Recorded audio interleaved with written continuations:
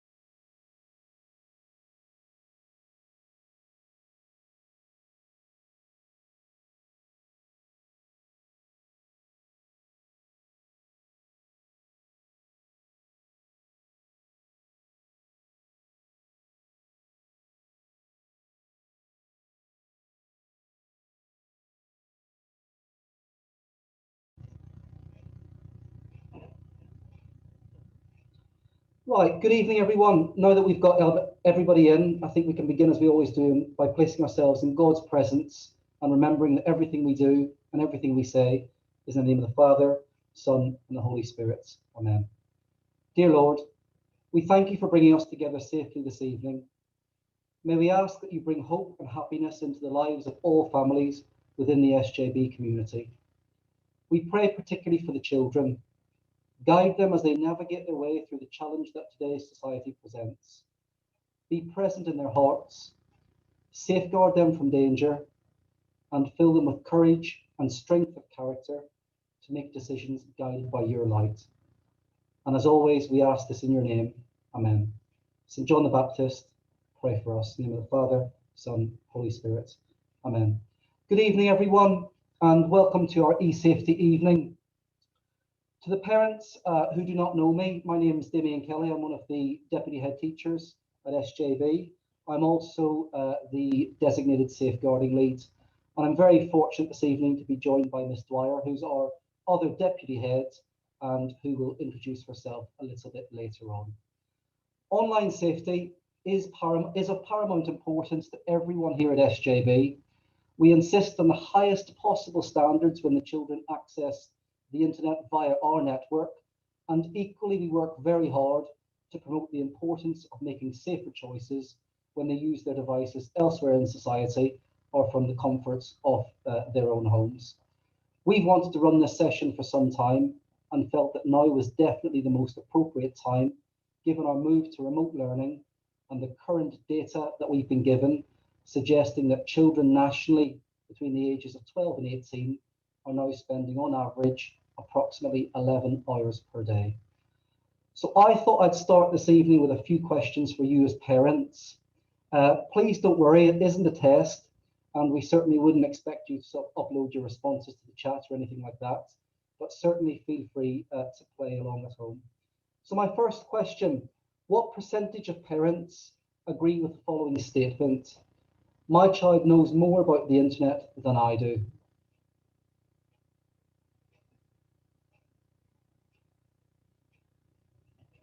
And the answer is 81% of parents feel that way. And what does that tell us? Well, normally as parents, we like to think we know best. We know what they should be eating. We know what's dangerous whenever they're walking around the physical environment.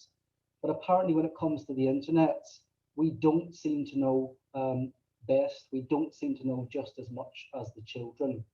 My second question for you, what percentage of parents worry about what their children access online?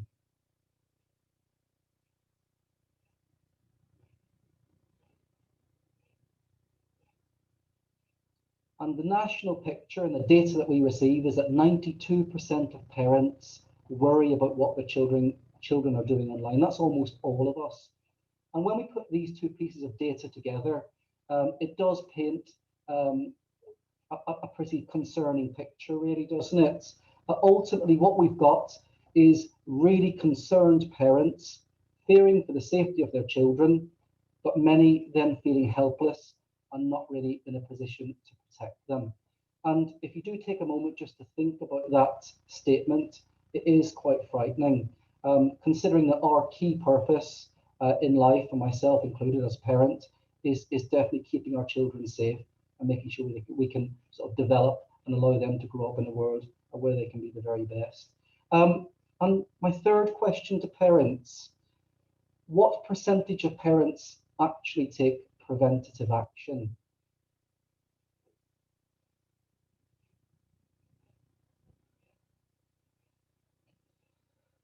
The reality to this is that I don't know, and it's very, very hard to actually get any data on that.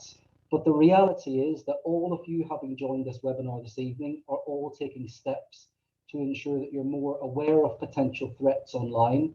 And I'm absolutely certain that following this evening's webinar that you will sort of reflect and think about your current setup at home regarding internet use, supervision, and what maybe you can change for the benefit of the children.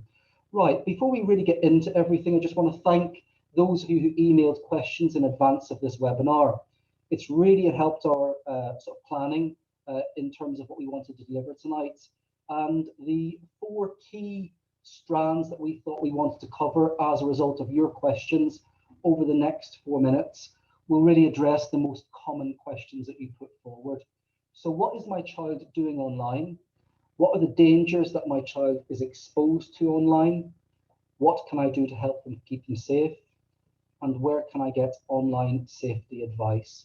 I would just add at this point, please don't feel the need to write everything down, as the slides will all be made available to everyone, and a link to a recording of this webinar will also be shared with everyone as well. So there are 4 things to cover this evening. In my capacity as DSL at SJB, I get to work closely with Surrey Police, so I'm only too aware of the local landscape and the current issues that go on in this area. Regrettably, many of these incidents will involve some form of communication online, and in the very worst cases, there is an argument to say a large proportion of these incidents may have been avoided or may have been stopped if people collectively were more vigilant regarding what the children are actually accessing and looking at online. So this evening, my plan is to take you through a number of risks that children face online and share some of the things that you as parents should be looking out for.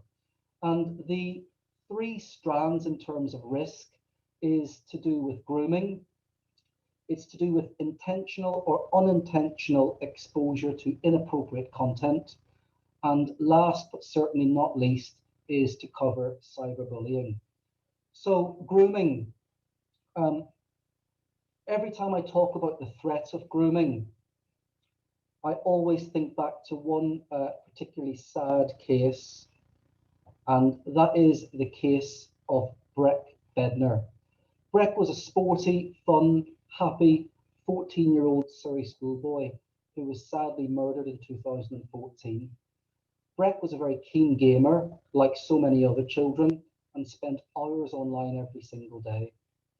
Unknown to his mother, he was being manipulated for more than a year. An online predator managed to gain Breck's complete trust through a host of elaborate lies. This predator was posing as a 15-year-old boy who always claimed to enjoy similar things to what Breck did. Even when suspicions were raised, this predator then manipulated the situation and encouraged Breck to join him from one platform to another. Breck was sadly lured to this person's flat through fake promises and lies. And sadly, as I said, he was murdered in 2014. Breck's mother, who I've had the privilege to hear speak on numerous occasions, set up a foundation in his memory. And if there's one thing I can ask or encourage every single parent to do post this evening, is to really look into Breck's story and read about what his mother has gone through and the foundation that she set up.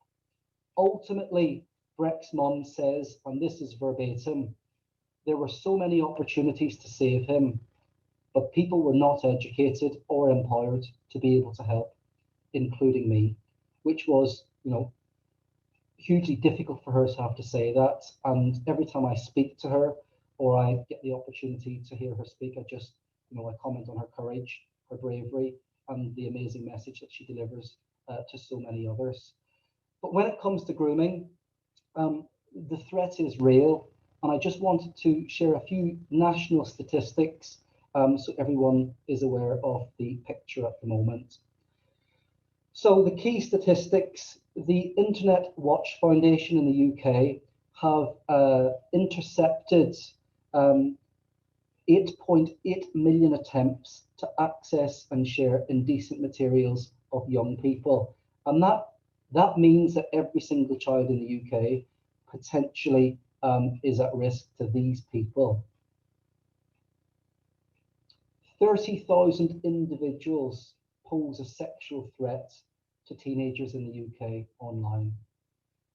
And that's not necessarily saying that these people are all here in this country, but the idea of online is the fact that these predators can obviously act from anywhere globally. Last year, there was 9,000 sexual abuse crimes against children. And the most damning statistic I feel I wanted to share with you, like I said, I thought was quite fitting at the time. The UK saw a 34% increase in sexual abuse crimes against children during the first lockdown, and that was compared to the same figure in the same period of 2019. So all very, very real and certainly very, very worrying. Now, how do these people gain access to children? Well, the reality is there are a number of different ways in which they can actually make contact, whether it's through gaming, as in the example of Breck, or whether or not it's through the sort of more commonly used forms of social media. But what we're seeing more and more is the use of apps and grooming taking place through some of these apps. And I wanted to share a different range of apps with you this evening. These first apps are predominantly for dating and giving people opportunities to connect and meet with strangers. If I just go through them quickly, Meet Me is the first one on the top left. You've got Scout, Badoo, OkCupid, Chatspin, and Kick. These are just some examples of where young people can connect and meet with strangers. The key thing within each of these apps is that people can share photographs, texts, live calls, and all of that obviously takes place within the apps, away from anyone else's knowledge. Sadly, this is where the majority of children are now coming to the attention of groomers. And what tends to happen with those who are grooming young people, they won't just pick on one person. They tend to select a host of children. And then the easiest way for them to identify the most vulnerable is often based on the responses that children give and the language that they give. And they are so manipulative in the sense that they then know which of the children they're speaking to are the most likely to engage with them and which ones are in fact the most vulnerable. This is also where sexting begins. So with sexting, young people send and receive nude or semi-nude images, and the data across the UK, which again is very alarming, suggests that 40% of all teenagers have posted or sent sexually suggestive messages in one way or another. And 15% of these young people have admitted to sending nude or semi-nude pictures to people they've never met but regularly chat to online. There are other apps that allow children to be groomed, and these obviously provide slightly different platforms. And these apps are in existence for people to basically dump secrets and dump feelings. These are often quite dark, and they fuel comments and ideas about depression, suicide, and things that are certainly inappropriate for children of their age. And the very sad thing that happens in terms of grooming is that these online predators encourage young people to use these sites to dump whatever is on their chest, to basically let everything go, all of their concerns in the world. And then what they do is they have a conversation with them afterwards. And again, it's all about that person gaining the trust and the ownership over the child. It's very, very, very sad and very worrying. The examples of some other dangerous apps that we've got with regards to sort of dumping and disclosure are Whisper, Omegle, which is a particularly dangerous one in the sense that you can just go on there and dump live to anybody else. It just sort of pairs anyone up with someone else.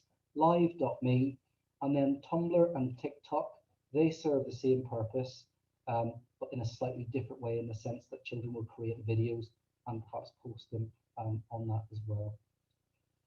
One of the signs that we know and experience working with young people every single day is when they're doing something they should not, or if they've got something that they should not have, the first thing children and young people tend to do is hide things when they've got something they shouldn't have. I know that myself with my own children. And the online world is certainly no different. And children have become adept at doing just this. And what is in existence at the moment now are what's called decoy apps. And I would certainly encourage you as parents to look out for these. These apps obviously allow children to hide a lot of things behind the entry point. And the calculator app that's displayed is in fact called Street Calculator. It looks no different to a normal school calculator that would be on an iPad, but it is set up to hide images, to hide messages, to hide other applications, and it's also there to hide any browsing history. The reality is the only way to detect if a child has got this would be if they've got two calculator apps on one device, and then that would be the starting point of a conversation. The second image displayed is the Keep Safe photo vault. And again, it can be particularly difficult to access because what happens is children can set up very complicated PIN numbers, Touch ID, and believe it or not, when someone tries to get into it, it delivers them what's called break-in alerts. So this can be very difficult to access, but again, it is a decoy app that young people use, and they can again hide a host of images, text, videos, etc. The final thing I wanted to share on grooming is just about the vigilance in terms of language. 10 years ago, I don't claim to be sort of trendy or cool or anything else, but 10 years ago, we saw sort of shorthand language being used like LOL, later, and YOLO, and I think I know the majority of those. But today, children use so many different words to describe so many different things. Generally, it is innocent. I don't have a clue what they generally talk about most of the time. but the encrypted messages that you've got on the screen, they are some of the most commonly used ones when it comes to police investigating child sex exploitation cases.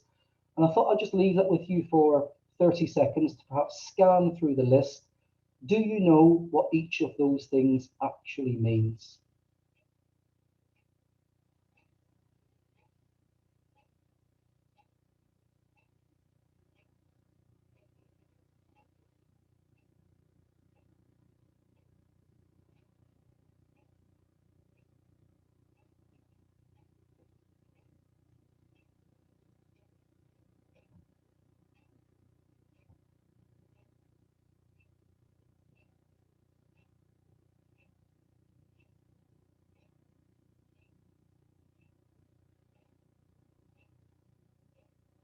So thankfully, these things are not particularly common, but as I said, they sort of keep on appearing whenever there are investigations into child sex exploitations. And as a parent, I think it's a really good thing to try and make yourself more aware of these new sort of phrases.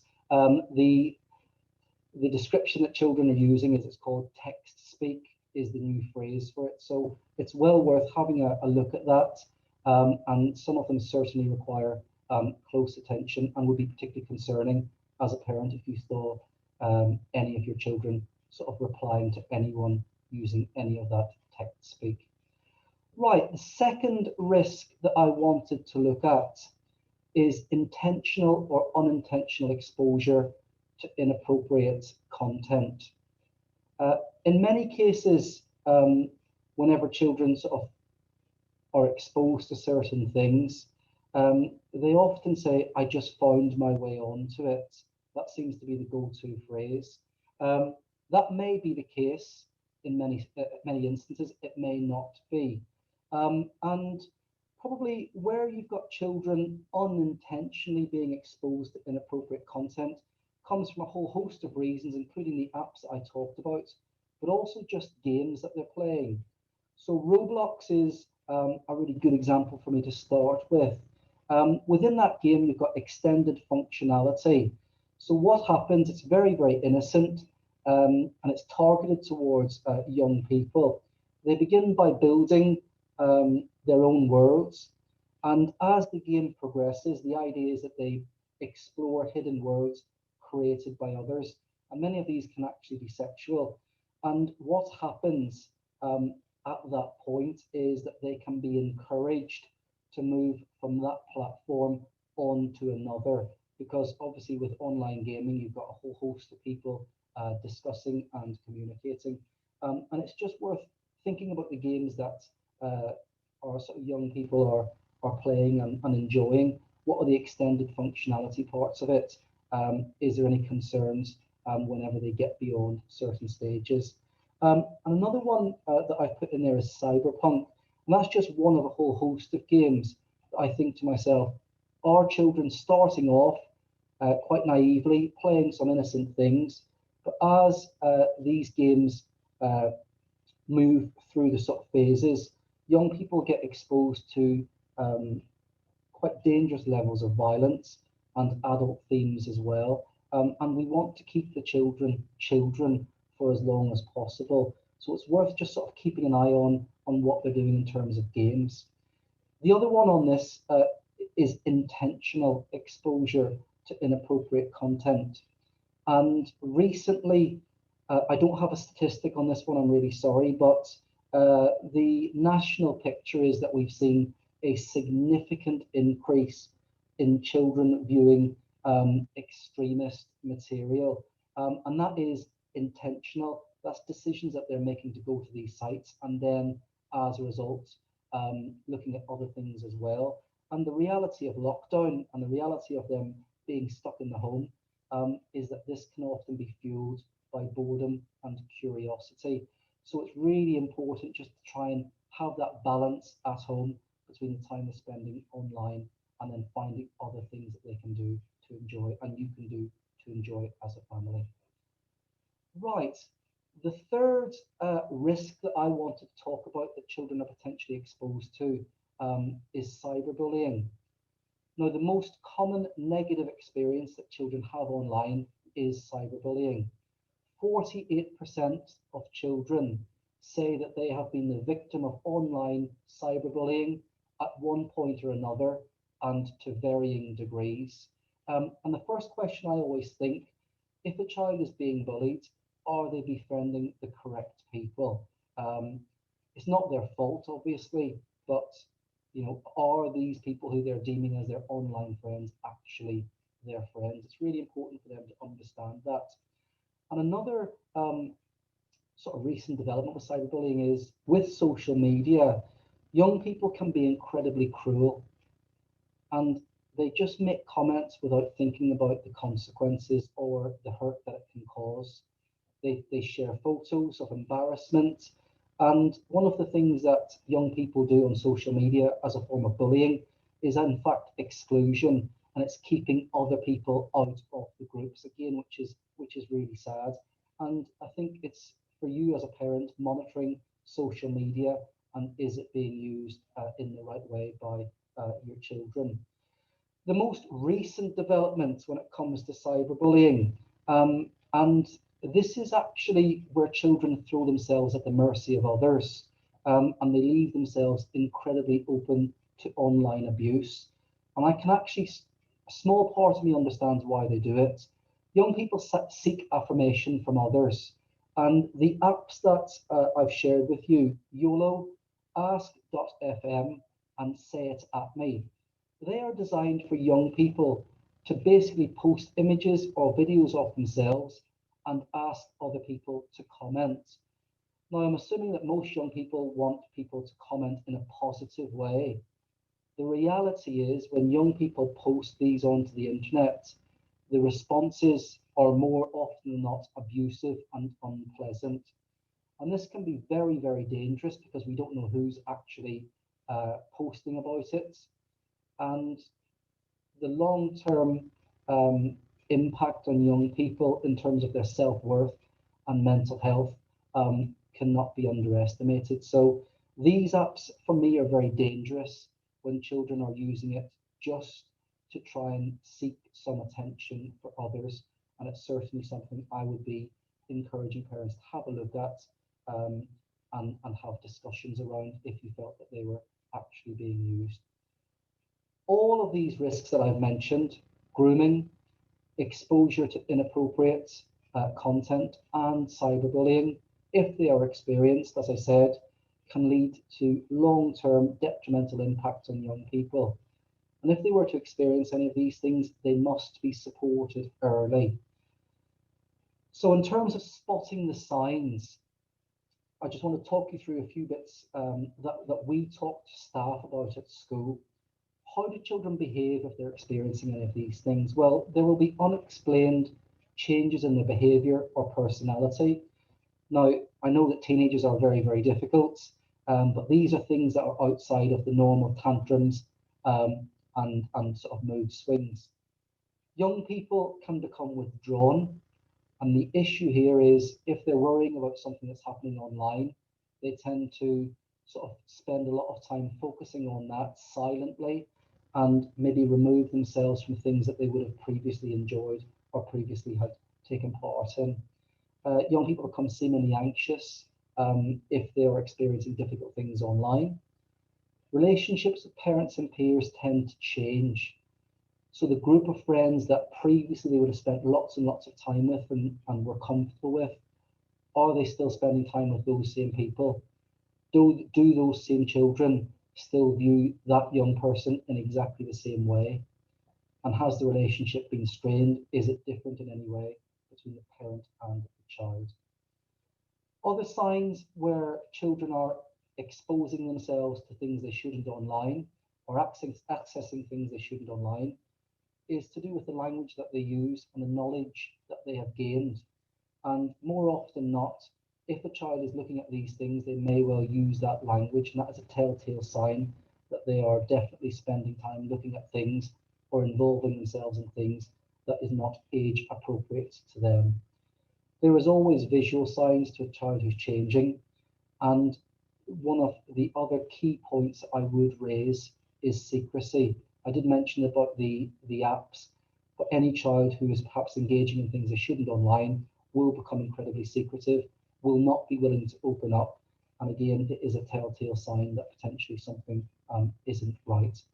And I think the most common telltale sign of a child involving themselves in any sort of child criminal exploitation or becoming involved in a child sexual exploitation is the unexplained possessions, where a child all of a sudden has got things that you as a parent didn't really know about. It's certainly something to look out for. So I'll sort of talk through a few of the concerns, a few of the risks and the signs, obviously, to look out for. My apologies if you feel like I've just battered the internet for the last 20 minutes. It's certainly not my intention, but I wholeheartedly believe that these risks are very real and they cannot be ignored. In the same vein, I wholeheartedly believe that the internet, its benefits outweigh the risks 100-fold that I've just spoken about. And now I'll hand over to Ms. Dwyer, who will talk about the right actions to take. Thank you very much, Mr. Kelly. Now, it would be really easy, wouldn't it, to want to listen to that and you know, start to search through our children's phones and see whether they've got some of those apps, maybe even go and cut the plugs off some of the devices. And I think that's probably the worst thing that we could do, because you know, the best way forwards is through positive relationships. And that's some of the things that we're going to talk a little bit about now. Right, so for me, I'm going to start here thinking about their world and what it looks like. And do you really know what their world looks like? And firstly, I think it is so important to recognise that their world is far from normal right now. It's not normal for any of us at all, but for most teenagers, losing daily face-to-face contact with their friends is a bit like having your right arm cut off. And then if you consider that, and then you consider that their world is probably also changed very quickly over the last few weeks, going from sort of being in school every day to being in lockdown again. It's also very different to the world that we grew up in. Certainly when I was a teenager, photographs were something that you had to take, finish the film, send them off. And if you were lucky, when they came back 6 weeks later, they weren't all blurry. The computer I had at home was a dial-up connection, and it had floppy disks. Computer games could only be played against people who was in, you know, people that you shared your house with. And to look up something, you had to take a trip to the library and dig out an encyclopedia. And things have changed hugely. And this isn't their world. And to be honest, much as at times we might wish that things were simpler for them, like back when we were teenagers, they aren't. There are so many positives about the internet and the online world. And as Mr. Kelly said already, that the positives of the internet definitely outweigh the risks 1,000-fold. So it really isn't as simple as just banning technology. I really also think it is so much harder to be a teenager now than it was 20 years ago. There are far more challenges to navigate, and it's our responsibility as parents to help our children to find the right path through, to help them become resilient young people who can navigate the online world that they live in safely and sensibly, so that they can benefit from all the positives that the internet brings, but not get sucked in and scarred by those negatives. And I think we can't change their world. And to some extent, if we try, all we'll do is push them away, and almost certainly cause arguments and quite a lot of stress for everybody. To truly help them, we need to make time to understand their world a little bit better. And I'm going to start by giving you just a tiny bit of an insight. Some of these things you will know already. So your teenagers every day are using a huge variety of devices. They play games, they socialise, they access and complete schoolwork. They're being creative with music and photography and all manner of other things. And they do use technology to build relationships. And there are lots of positives in there. They use a huge variety of apps. The ones that Mr. Kelly's talked about, hopefully less of, but they use things like Instagram, YouTube, WhatsApp, Snapchat, and they are playing, you know, games safely. And I think we've got to be realistic that these are ways that they communicate with their friends. So something to just stop and think about for a second. As an adult, how would you answer the question, what's a friend? Someone from your past, a relative, a colleague? Probably for most of you, it'll be people that you've met. For a child, however, the answer's probably going to look quite different. It might include all of those things that we've just mentioned, but they're also likely to have someone that they play games online with, someone that they met on Instagram or an online forum, a friend of a friend, possibly some people that they've never met before. And we need to appreciate that this is their reality, that they do have social interactions online, and to some extent we're not going to stop that. What we need to do is to teach them to think critically and to develop a really healthy suspicion of what they see and who they meet online. And the challenge really for us is knowing and feeling happy that the friends that they have are a good influence and that they aren't going to place our children in any danger, either physically or mentally. So for me, fundamentally, there are two things that we can do to help keep our children safe. Number one is education. We need to educate ourselves so that we know how the technology they're using works, so that we know that what the dangers are, and so that we feel confident in the nuances of the various privacy settings and what each app does. And it's that way that we can ensure technology is being used safely. And I think hopefully joining this session tonight is a positive step towards educating yourselves. I think we also need to educate our children, and as a school we certainly do this. All of year 7 to 11 receive an annual programme of PSHE and form time, specifically on online safety, and for year 7 to 10 this happened last half term, and year 11 are just about to start off on that track shortly. But as parents, we are the primary educators of our own children, and it's so important that you work with us and share this responsibility. So thank you for taking the time to listen to this tonight. Secondly, conversation. Open lines of communication are absolutely vital, and your child needs to know that you're there for them. They need to know that you know more about the internet than they do, its risks and its rewards. And they need to know that you want to learn with them, that you want to keep them safe. More importantly, they need to know and understand that it's your job to keep them safe, not just them, but your whole family. Understanding their world and delving into it shouldn't be about you as a parent invading their privacy. It's about doing your job as a parent to the absolute best of your ability and knowing what's going to keep them safe. The challenge, I think, is getting that message across to your teenager without them flying into a rage. So I don't think anyone fully understands the mind of a teenager, but the better the relationship you have with them, the more you can support and guide them. And that's something that we certainly see here in school every single day.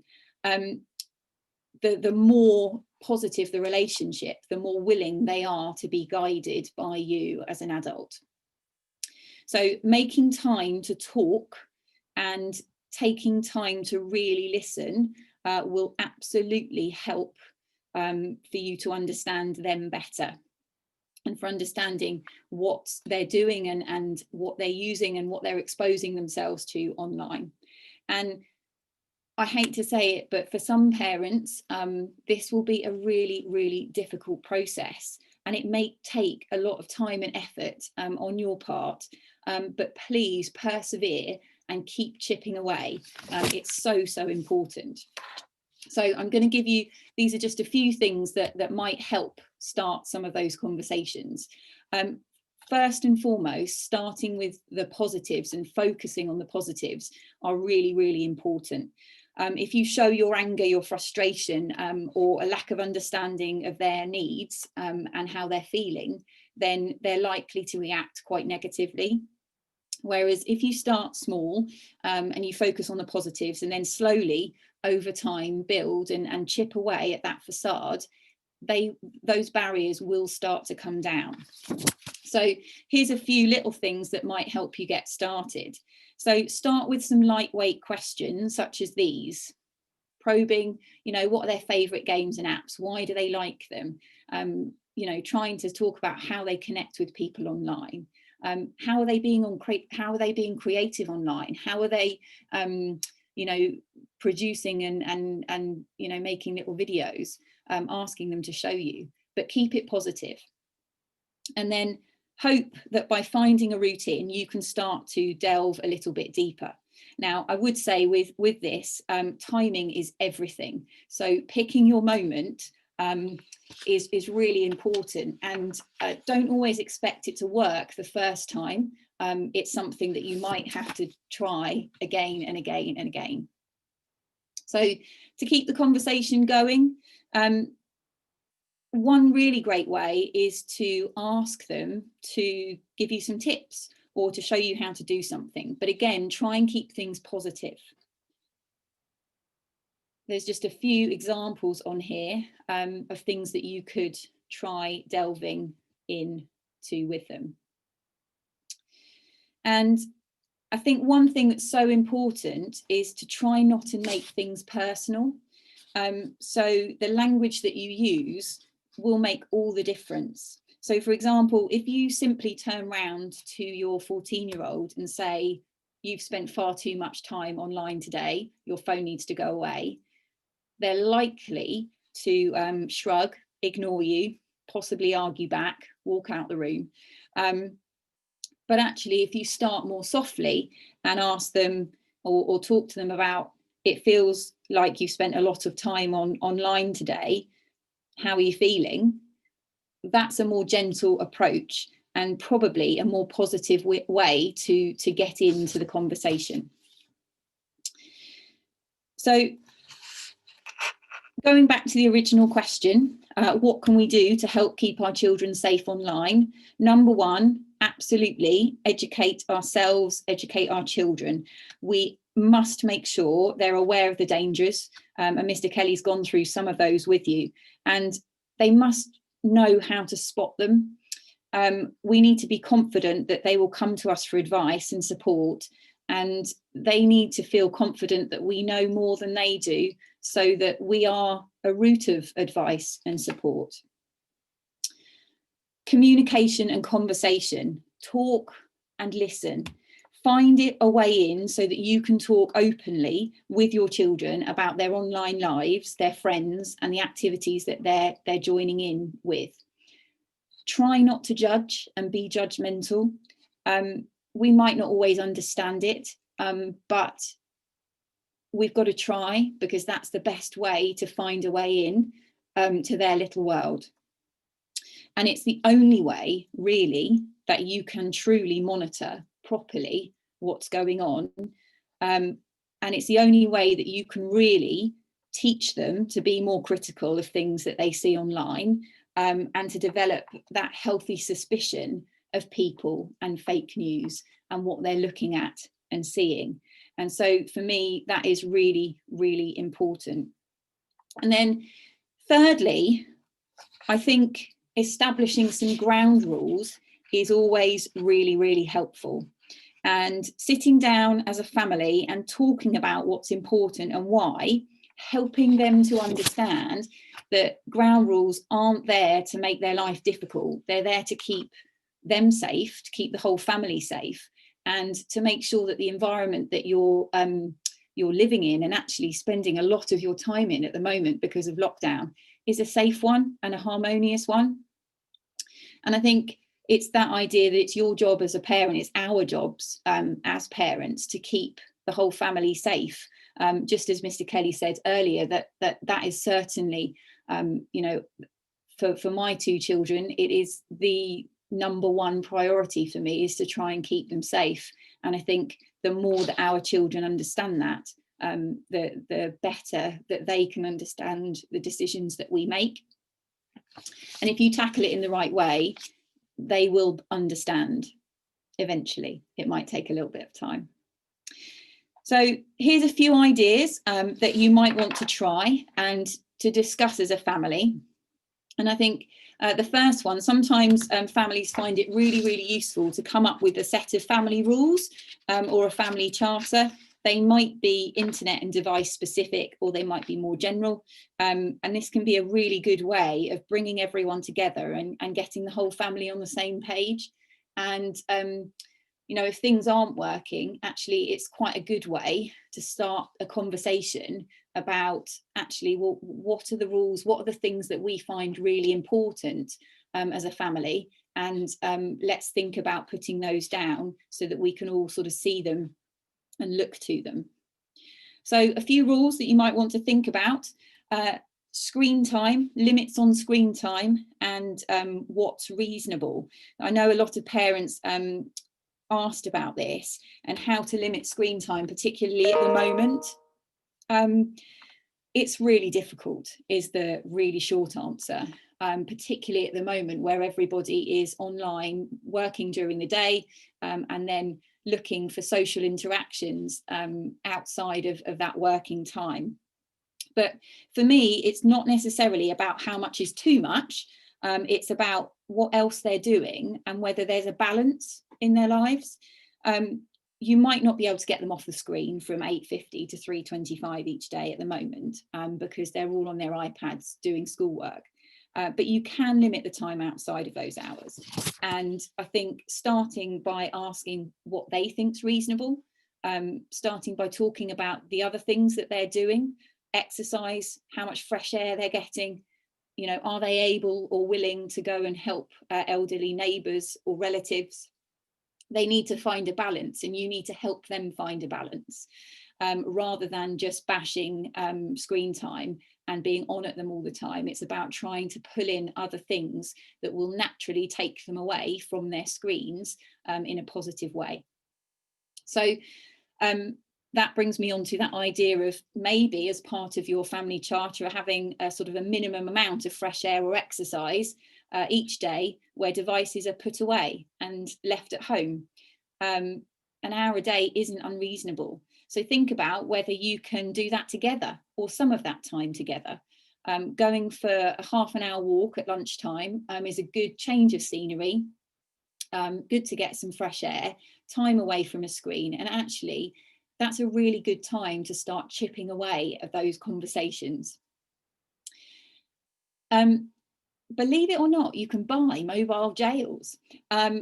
Or something similar, a pot. I've spoken to lots of parents in the past who use this idea of having a place whereby at certain times in the day, all devices, mobile phones, iPads, get placed, and they essentially have to stay there for whatever the set period of time is. So, for example, they're not, you know, maybe allowed to be used at the dinner table or during breakfast, possibly at the moment during the school day. You know, there's no reason why your children need their mobile phones if they've got their iPads to work on their schoolwork. Possibly even after a certain time at night, putting them in there. Think about what might work. Talk about what could be a good compromise within your house.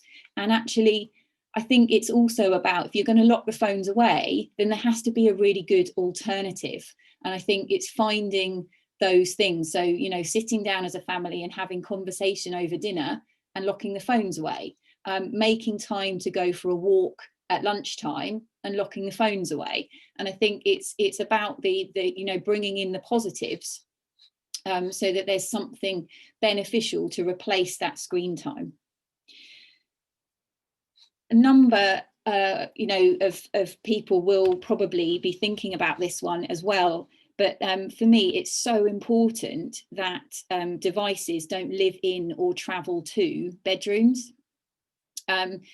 Think about where your children are working, and it might not be possible always. It just depends on your setup in your house. But if they can work in the kitchen during the day in a communal but obviously quiet space, maybe think about jailing their mobile devices at night, making sure that they don't have an Xbox in their bedroom, and just thinking about that break from screen time and how are you going to enforce it, because sadly there are lots of students who get into very bad habits of being up until 2, 3 in the morning, playing on or chatting to people via their mobiles or playing on Xbox. And actually it's really, really unhealthy. So having some rules whereby devices aren't allowed in the bedroom, and having some rules where they have to be sort of, cut off at a certain time is really, really worth considering.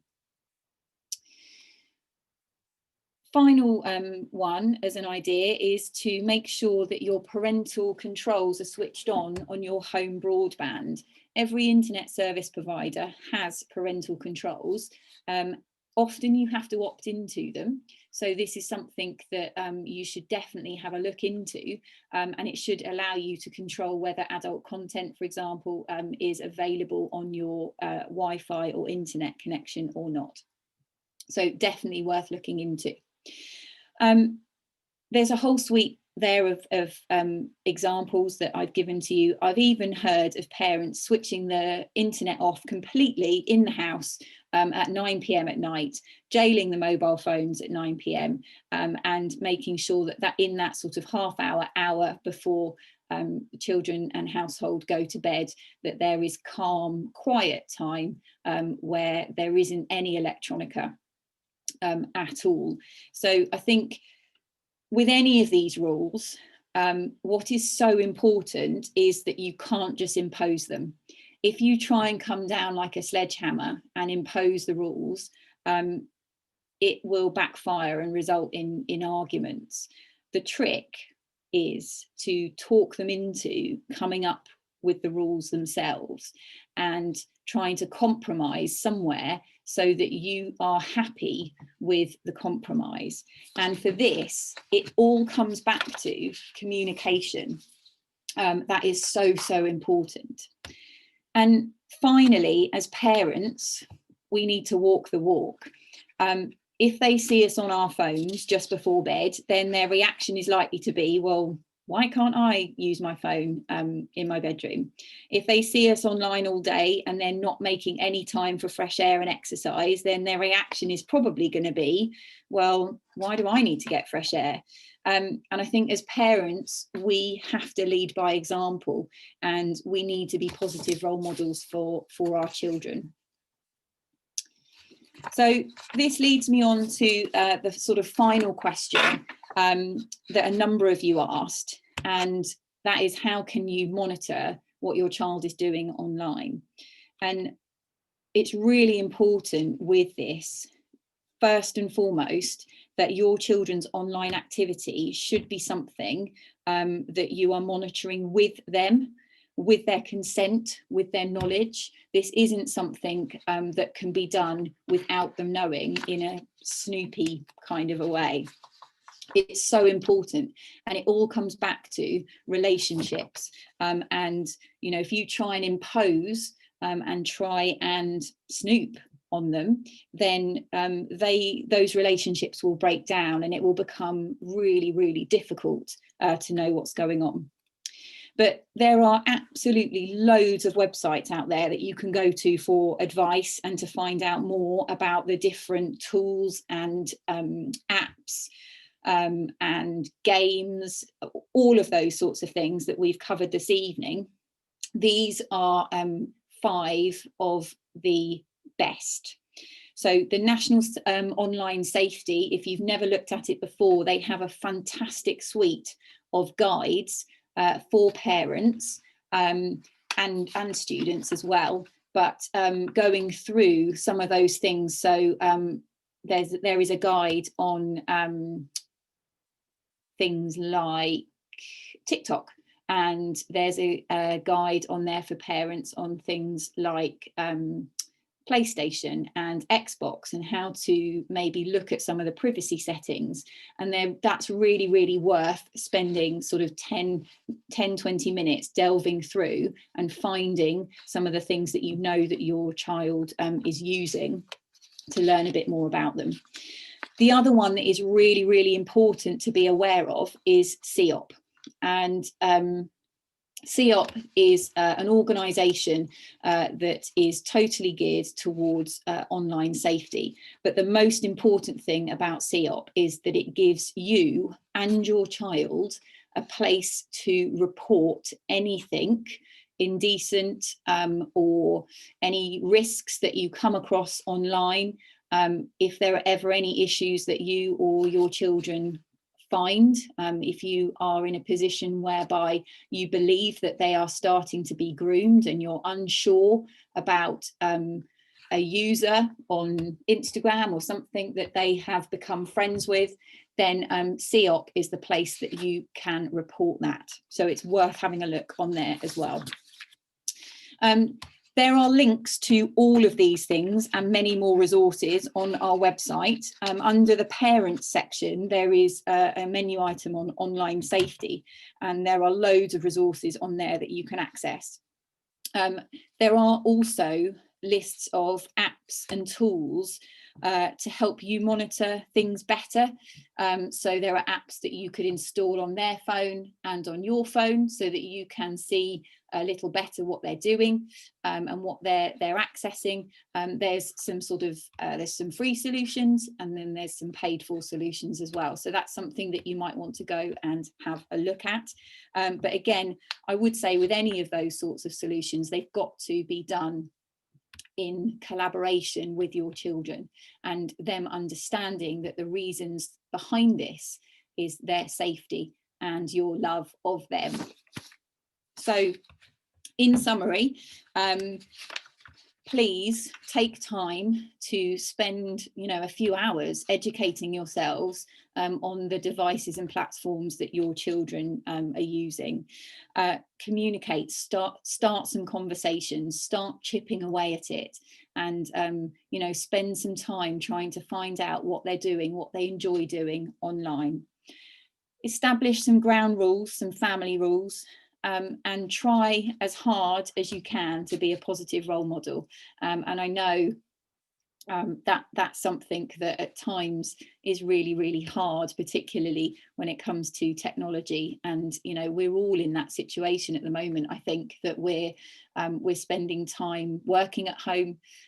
We have lost our social interactions, and we're spending more time on our mobile devices, I should think. I certainly am, trying to keep those social contacts going. So I think we've got to think about the way that we approach it, and really being the best positive role models that we possibly can be for our children. So I'm going to finish up by just handing over again quickly to Mr. Kelly.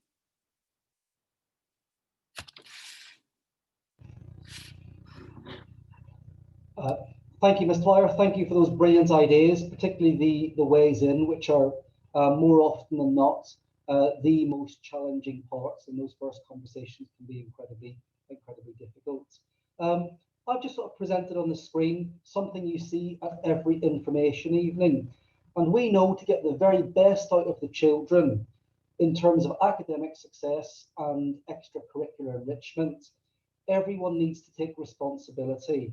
The school, the parents, and the children. And we do that incredibly well.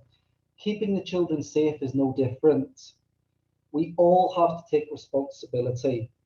And as far as I'm concerned, the school and the parents must present a united front in terms of what we perceive and believe to be appropriate use of devices. And for the children, It's about them understanding the risks and understanding the benefits as well of all of the devices and that the internet obviously presents to them. Can I just say a massive thank you to everyone as we finish. Thank you for your attendance this evening. Thank you for all of your hard work with remote learning. I know it takes a lot of parents out of the comfort zone, but your support is incredibly appreciated by the school.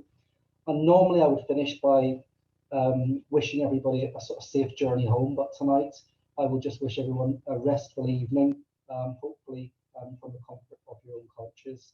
And we look forward to the time when we can get everybody back inside the school gates, children and parents, as soon as possible. Thank you, everyone.